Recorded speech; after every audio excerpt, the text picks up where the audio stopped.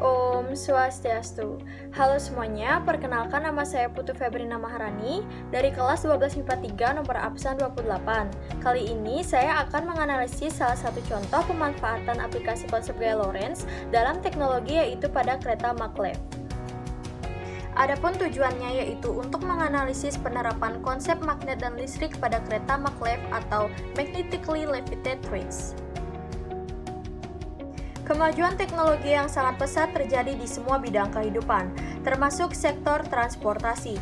Beberapa tahun belakangan ini dikembangkan sebuah teknologi baru di bidang transportasi untuk menggantikan kereta api konvensional, yaitu kereta maglev.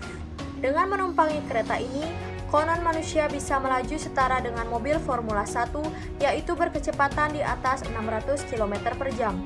Kereta maglev atau magnetically levitated trains dalam bahasa Indonesia bisa diartikan sebagai kereta api levitasi magnetik. Sesuai namanya, kereta ini adalah jenis kereta api yang mengambang secara magnetik, atau bisa disebut kereta api magnetik. Kereta ini secara konsisten mulai dikembangkan pada tahun 2004 di Jepang yang mengadopsi teknologi dari Jerman.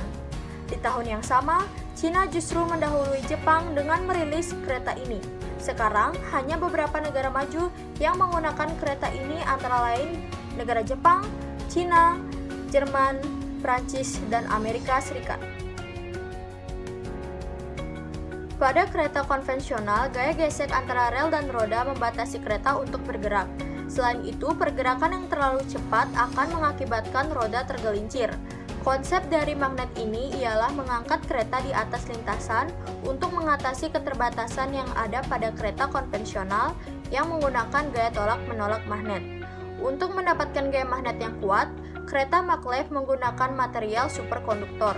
Ketika hambatan listrik dari bahan superkonduktor akan mendekati suhu yang sangat rendah, sehingga arus akan mengalir hampir tanpa batas pada koil superkonduktor.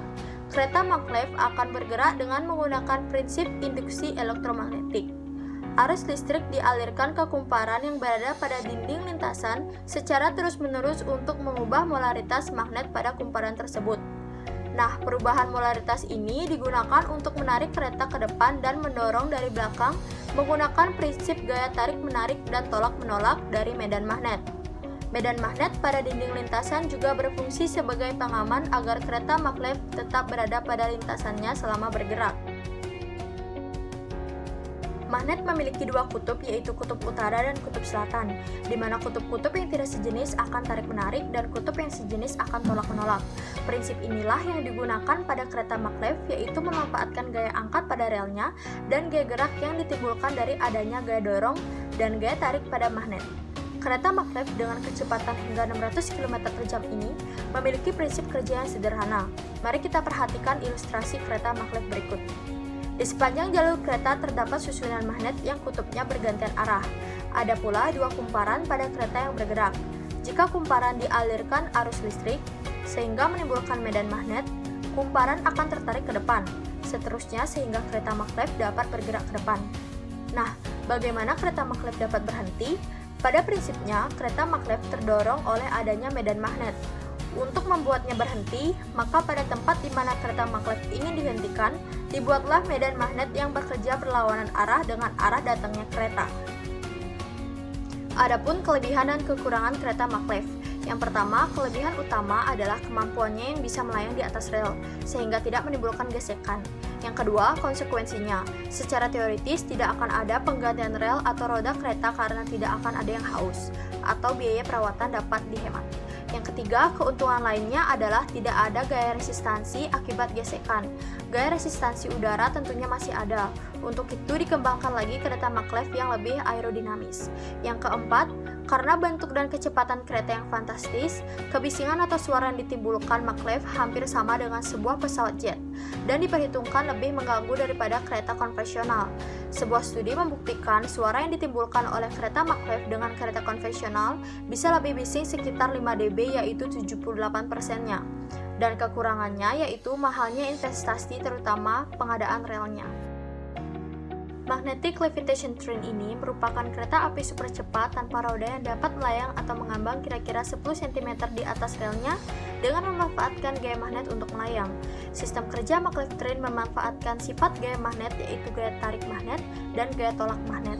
Ada dua buah pengembangan sistem kerja dari maglev train ini. Yang pertama yaitu electromagnetic suspension atau EMS yang memanfaatkan gaya tarik magnet, dan yang kedua yaitu electrodynamic suspension atau EDS yang memanfaatkan gaya tolak magnet.